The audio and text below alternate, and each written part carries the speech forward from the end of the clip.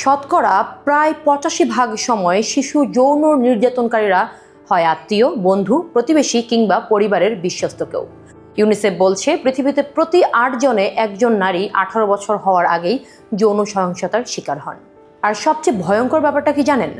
বড়দের শ্রদ্ধা এবং ছোটদের স্নেহ করা বিষয়টা যেহেতু বাংলাদেশে প্রতিষ্ঠিত, বাচ্চারা অনেক সময় বুঝতেই পারে না তাদের সঙ্গে অন্যায় হচ্ছে, আর বুঝলেও ভয়, লজ্জা বা হুমকির কারণে কাউকে বলতেও পারে না।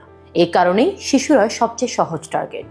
তাই অভিভাবক হিসেবে কিছু লক্ষণের দিকে খুব খেয়াল রাখতে হবে। যেমন আপনার শিশু সন্তান হঠাৎ করে কোনো নির্দিষ্ট মানুষের কাছে যেতে ভয় পাচ্ছে কিনা, আগে স্বাভাবিক ছিল এখন একা একা থাকে কিনা, হঠাৎ চমকে উঠছে, অন্ধকার ভয় পাচ্ছে, দুঃস্বপ্ন দেখছে কিনা, পড়াশোনায় মন বসছে না, সবসময় বিরক্ত বা আতঙ্কিত থাকছে কিনা, হঠাৎ বিছানায় প্রস্রাব করা শুরু করেছে কিনা, নিজের শরীরের গোপন অঙ্গে ব্যথার কথা বলছে কিনা, অথবা বয়সের তুলনায় অস্বাভাবিক যৌন আচরণ করছে কিনা। এই লক্ষণগুলোকে কখনো নাটক বা বদমেজাজ বা ট্যান্ট্রম ভেবে উড়িয়ে দেবেন না। শিশুকে ছোটবেলা থেকেই গুড টাচ আর ব্যাড টাচ শেখান। তাকে বোঝাতে হবে যে শরীরে কিছু ব্যক্তিগত অংশ বা প্রাইভেট পার্টস আছে যেগুলোকে স্পর্শ করতে পারবে না।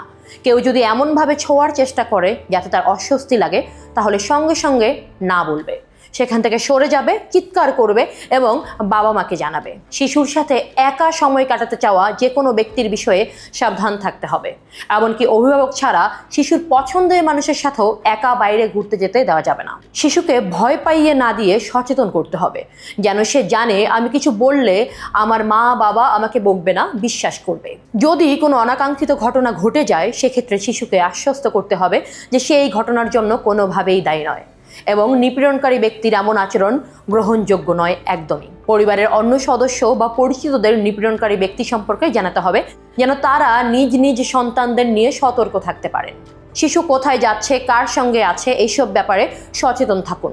বিশেষ করে যারা কর্মজীবী বাবা মা, তারা সম্ভব হলে বাসায় সিসিটিভি ক্যামেরা রাখতে পারেন। শিশুকে কে পড়াচ্ছে, কার সঙ্গে সময় কাটাচ্ছে, এইসব ব্যাপারে নিয়মিত নজর রাখতে হবে। আপনার শিশু সন্তানকে আতঙ্কে বড় করবেন না, তার সঙ্গে বন্ধুর মতো সম্পর্ক গড়ে তুলুন। একটি শিশু সবচেয়ে বেশি নিরাপদ অনুভব করে তখনই যখন সে জানে আমার কথা শোনার মতো মানুষ আছে, আমার বাবা মা, আমার অভিভাবক আমাকে বিশ্বাস করে।